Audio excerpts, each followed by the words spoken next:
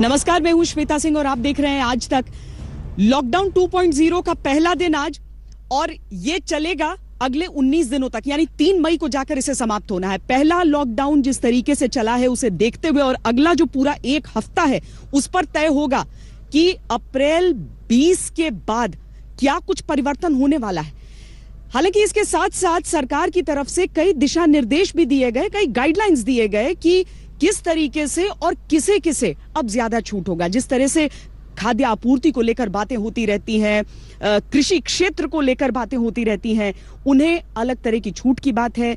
जो ट्रक जो चल रहे हैं ट्रांसपोर्ट के, उनके लिए छूट की बात हो रही है। हम आपको दिखाते हैं दिशा निर्देश को लेकर किस तरह के परिवर्तन हैं और देश का हाल लॉकडाउन 2.0 के पहले दिन कैसा रहा।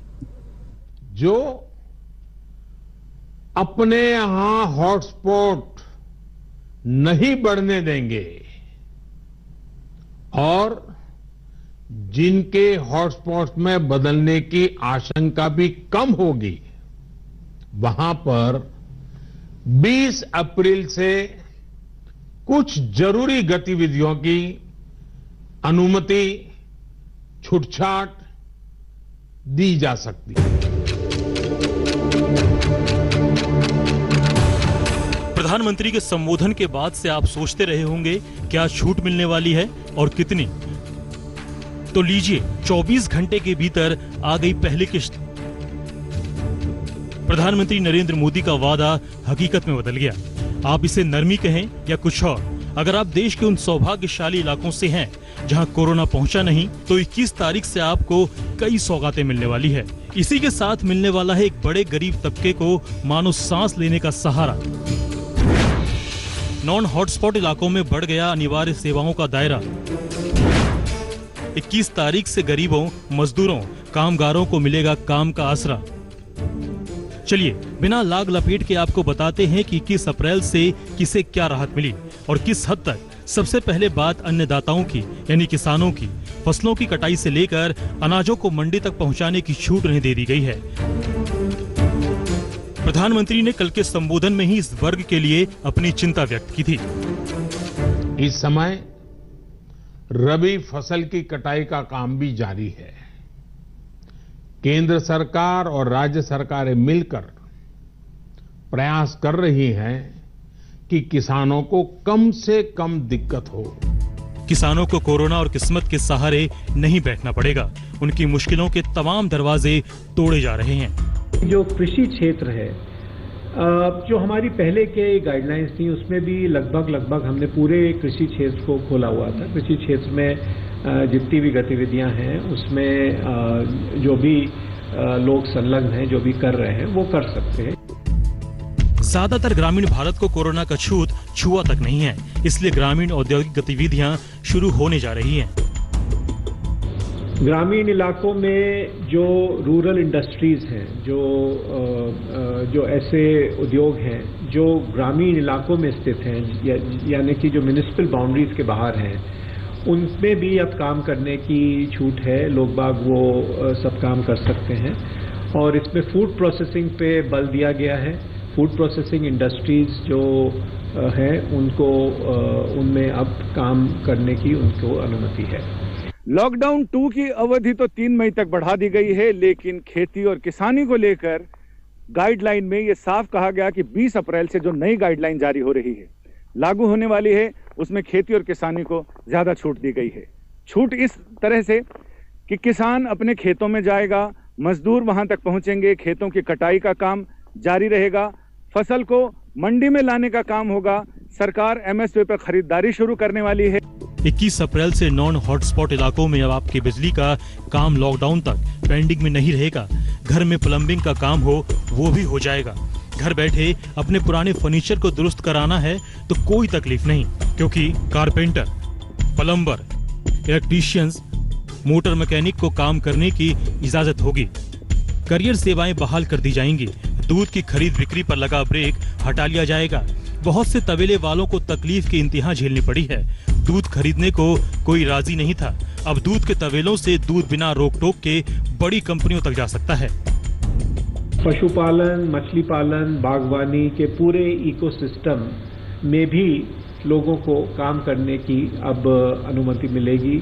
और विशेषतः मैं कहना चाहूँगा कि एनिमल हस्बेंड्री या पशुपालन में जो जितनी भी गतिविधियां हैं, जो सप्लाई चेन्स हैं, उसमें अब काम किया जा सकता है। 21 दिनों के लॉकडाउन की मार ऐसे लोगों पर भी बहुत पड़ी जो गाय और भैंस के दूध का व्यापार करते हैं, मगर अब शायद केंद्र सरकार ने समझा है कि ऐसे लोगों को कुछ राहत देनी चाहिए और जो लॉकडाउन पार्ट 2 है उसमें अब ऐसे लोगों को राहत देने के लिए आज गृह मंत्रालय की तरफ से जो गाइडलाइंस जारी किए गए हैं उसमें कहा गया है कि 20 अप्रैल से जो दूध वाले हैं, जो कि गाय और भैंस का दूध बेचते हैं, उनको जो है राहत दी जाएगी। चलिए, ये तो वो क्षेत्र थे जिन पर फौरन ध्यान देने जाने की जरूरत थी, मगर सच ये है कि उद्योग जगत के बिना देश की अर्थव्यवस्था चौपट हो सकती है। इसलिए स्पेशल इकोनॉमिक जोन में औद्योगिक उत्पादन को मंजूरी दे दी गई है। शर्तों के साथ 21 अप्रैल से उत्पादन शुरू हो सकता है। इस दौरान उन उद्योगों के मालिकों को सोशल डिस्टेंसिंग और सैनिटाइजेशन पर विशेष ध्यान देना होगा। जितने भी औद्योगिक या वाणिज्यिक या और भी कार्य स्थल हैं, वर्क प्लेसेस हैं, वहाँ पे एक स्टैंडर्ड ऑपरेटिंग प्रोटोकॉल SOP जो सोशल डिस्टेंसिंग की दृष्टि से बनाया गया है और जो इन गाइडलाइंस के साथ संलग्न है, उसकी अनुपालना होना आवश्यक है। मनरेगा के तहत शुरू होगा काम। इधर लाखों लाख मनरेगा कामगार घर बैठे हैं। नई गाइडलाइंस में उनके लिए भी निर्देश हैं। सोशल डिस्टेंसिंग के साथ वो 21 अप्रैल से काम पे लौटेंगे। इससे जरूरी कामों को आगे बढ़ाने में मदद मिलेगी और उनके लिए आर्थिक स्वतंत्रता के दरवाजे भी खुलेंगे। जो मनरेगा में काम करना चाहते हैं, ग्रामीण इलाकों में जो भी मजदूर हैं, जो मनरेगा के कामों में संलग्न होना चाहते हैं, सम्मिलित होना चाहते हैं, उन सभी को अब एक रास्ता मिलेगा सम्मिलित होने का। लेकिन इसमें भी ये शर्त है कि उनको मास्क पहनने होंगे, सोशल डिस्टेंसिंग उनको ऑब्जर्व रखनी होगी। लेकिन मनरेगा के काम में मनरेगा के तहत जो है वो एम्प्लॉयमेंट की अपॉर्चुनिटीज अब अवेलेबल होंगी। चलिए आपको बताते हैं कि नई गाइडलाइंस के तहत क्या क्या छूट मिलने वाली है।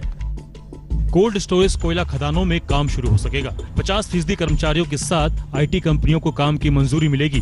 बिजली mechanic, plumber, motor mechanic, carpenter को इजाजत होगी। कुछ शर्तों के साथ ट्रकों को आने जाने की इजाजत मिलेगी। कुरियर सेवाओं को काम करने की इजाजत होगी। आवश्यक सामानों, दवाओं का भी उत्पादन जारी रहेगा। स्पेशल इकोनॉमिक जोन में औद्योगिक उत्पादन को मंजूरी मिलेगी। ग्रामीण इलाकों में औद्योगिक गतिविधियों को इजाजत होगी। दूध की बिक्री, कलेक्शन, वितरण के काम को इजाजत होगी। मछली पालन से जुड़ी गतिविधियों को इजाजत दी गई है। मनरेगा के तहत काम को इजाजत दी गई है। कृषि सामान से जुड़ी दुकानें, स्पेयर पार्ट्स दुकानें खुली रहेंगी। IRDAI और बीमा कंपनियों को इजाजत दी गई है। बैंक शाखाएं, ATM, पोस्टल सेवा, पोस्ट ऑफिस खुले रहेंगे। आवश्यक सेवाओं के लिए आने जाने की इजाजत होगी। कृषि से जुड़े कामों को इजाजत दी गई है। याद रखिए, कोरोना हॉटस्पॉट वाली जगहों पर अब भी 3 मई तक सब कुछ पहले जैसा ही रहेगा। वहां सख्ती जस की तस रहेगी। इनाम सिर्फ नॉन हॉटस्पॉट वाले इलाकों को ही मिलेगा। दिल्ली से अशोक सिंघल, जितेंद्र बहादुर के साथ रोहित सिंह, पटना, आज तक। लेकिन इसके लिए बहुत जरूरी होता है ये जानना भी कि अगर उत्पादन में छूट दी जा रही है तो वितरण किस तरीके से, किस तरह से डिस्ट्रीब्यूशन हो रहा है। क्योंकि लोग अगर घरों में बंद हैं तो उन्हें ये चिंता होती है कि बाहर क्या चल रहा है और बाहर क्या उनके खाने पीने की चीजों में कोई कमी तो नहीं आने वाली है, महंगाई तो किसी तरीके से नहीं बढ़ने वाली है। तो आज इसी को चेक करने के लिए मैं उस मंडी में गई जो दिल्ली और पूरे NCR के क्षेत्र के लिए बहुत महत्वपूर्ण मंडी है, गाजीपुर मंडी। वहां पर जाकर मैंने देखा कि किस तरीके से जो ट्रक आ रहे हैं, जा रहे हैं, उन्हें क्या कोई दिक्कत आ रही है, जो वहां पर खरीद बेच का काम हो रहा है वो किस तरीके से हो रहा है। आप भी देखिए ये ग्राउंड रिपोर्ट। आपके घरों में सामान की आपूर्ति हो रही है या नहीं हो रही है, यह निर्भर करता है कि क्या मंडियों तक सामान आ रहा है। अब जो नए दिशा निर्देश हैं उसके बाद क्या परिस्थितियों में कोई परिवर्तन होने वाला है। इस समय हम गाजीपुर मंडी में हैं, जहां जो पूरे इस इलाके को अगर हम देख लें, दिल्ली ही नहीं जो सटता हुआ इलाका है उस सारे में अगर चीजों की आपूर्ति हो रही है तो यहीं से हो रही है। फल सब्जी की ये मंडी है और इसमें जो agricultural produce marketing committee Shahdara के जो चेयरमैन हैं SK गुप्ता जी हमारे साथ हैं। क्या फायदा होगा आज की गाइडलाइन से? इसमें क्या है कि हम थोड़ा ज्यादा सख्ती बरते हुए हैं। जैसे आप देख रहे हैं कि जगह जगह दुकानों के आगे हम लोग पीला पट्टी लगा दिए हैं ताकि लोग डिस्टेंस बनाकर रखें, दूरी बनाकर रखें। और जो गाड़ी हम लोग 8-9 बजे तक मंडी में प्रवेश देते थे उसको 4 बजे तक कर दिए। 4 बजे के बाद मंडी में कोई गाड़ी प्रवेश नहीं करेगी। हाँ, और छोटे छोटे जो टेम्पो वगैरह आते थे उसको हमने बंद कर दिया। सिर्फ हाथ ठेला के हम लोग अनुमति दिए हैं ताकि मंडी से माल खरीदते लोग बाहर ले जाकर छोड़ सके।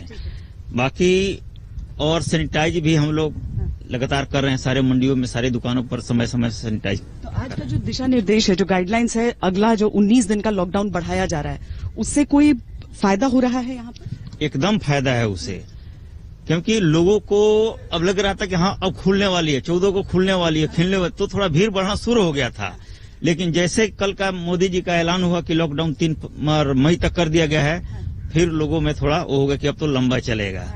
और लोगों को ये भी लग रहा है कि ये 3 मई तक नहीं हो सकता है, जून तक चले। इसीलिए हम लोग आगे की सब सोचकर उस हिसाब से मैनेज कर रहे हैं। अच्छा, आप भी सदस्य हुए इसके? कोई सामान की आपूर्ति में कोई दिक्कत आपको लगी? नहीं, कोई दिक्कत नहीं है मैम। और हमने इधर रिटेल की सेल बिल्कुल बैन कर दी है। सिर्फ थोक का ही माल बिकता है इधर अब। अच्छा जी, मतलब कोई मतलब बड़ी क्वांटिटी में लेके जा सकते? हाँ, फुटकर विक्रेता जो था, जो चारों तरफ पूरे भर्ती, कम से कम रोजाना 15-20 हजार की यहाँ पर भीड़ होती थी। हम फुटकर विक्रेता को खत्म कर दिए हैं। सिर्फ वेंडर आए, होलसेल से अपना लेकर जाकर बाहर बेचे, मंडी परिसर में खुदरा बिक। बहुत सारे लोग आश्रित भी रहते होंगे वैसे, जो कि नुकसान जिनको हो रहा होगा, उनके लिए कैसे कर पा रहे हैं? खुद से तो नहीं, उन लोगों के लिए तो परेशानी तो होती है। हजारों लोग यहाँ पर फुटकर विक्रेता थे और उन लोगों को हटा दिया गया है। लेकिन मेरा मकसद सब्जी बेचना नहीं है, लोगों की जान बचाना भी है। इसलिए हम लोग थोड़ा परेशानी तो उठानी पड़ेगी। और परेशानी उठाने की उम्मीद है कि इतने दिन बाद जब होगा तो उसको मैनेज कर लिया। हर आदमी कोऑपरेट करेगा मैम, जब भी जान बचेगी सबकी। तो गाजीपुर मंडी में कोशिश यही है कि भीड़ भाड़ न रखी जाए और इसीलिए सिर्फ जो होलसेलर हैं वो आ रहे हैं, उनको बेच रहे हैं आप लोग। क्या दाम बढ़ रहा है? कैसे? जैसे ये खीरा हुआ, कितने का दिया है? अभी तो 10 रुपए चल रहा है सर। 10 रुपए चल रहा है। तो जिसको आप लोग बेचते हैं वो जाके आगे फिर छोटे छोटे जिसको भी बांटना है वो आगे वितरण करता है? अभी छोटे वाले नहीं आ रहे हैं? जी है, नहीं है जी। तो यहाँ पे आने जाने में दिक्कत है या बताने से आराम से आप आ रहे हैं?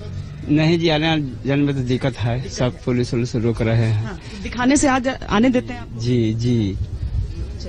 कुछ इसी तरह की चीजें हैं कि कोशिश यही है कि जो भीड़ कहीं पर भी न लगे, गंदगी कहीं पर ज्यादा न जमा हो, और इसीलिए हर एक चीज उसी के हिसाब से की जाती है। गाजीपुर मंडी का ये हाल, नए नियम आने के बाद अब सबको उम्मीद है कि थोड़ी सी और आसानी हो जाएगी। कैमरा पर्सन सैयद मोहसिन के साथ श्वेता सिंह, दिल्ली आज तक। आप देख रहे हैं आज तक और हम आपको बता रहे हैं कि किस तरीके से देश में लॉकडाउन का दूसरा चरण शुरू हुआ है। जिस तरह के दिशा निर्देश अब जारी किए गए हैं उसे देखते हुए आप आने वाले दिनों के लिए क्या उम्मीद कर सकते हैं। लेकिन इस सब के बीच जो संक्रमण का आंकड़ा है वो भी हम आपको बता दें, जो कि लगभग अब 12,000 को छू रहा है।